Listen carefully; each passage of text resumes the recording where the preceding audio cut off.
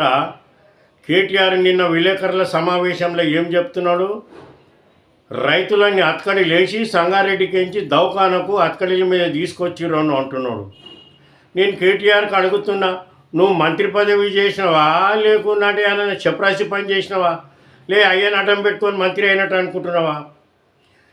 Police వాళ్ళు ముజరింని యాడికన్నా తీసుకోపో, అక్కడి లేచే కొంటపోతారు. ఒక మెజిస్ట్రేట్ ముంగడ పోతప్పుడే ఇప్పి నిలబడతారు. ఇంకా మళ్ళీ బయటికి రాగానే వేసి పోలీస్ స్టేషన్ తీసుకుపోతారు.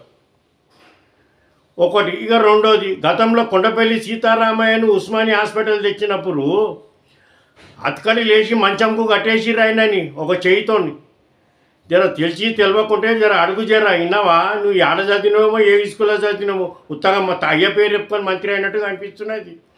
పోనీ మీ బీఆర్ఎస్ హాయంలో మిర్చి పంట రైతులని కంబంలో అతకడిలు వేసుకొని రైతు బజార్ల కంచి కొట్టుకుంటూ పోలీస్ స్టేషన్ దాకా తీసుకొచ్చారు.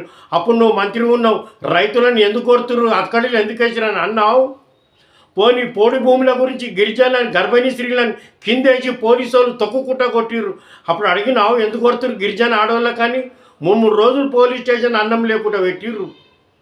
జరా తెలిసి ఉండుకొని మాట్లాడుకో. కానూన్ తెలియంది పిచ్చి పిచ్చి మాటలు మాట్లాడరు.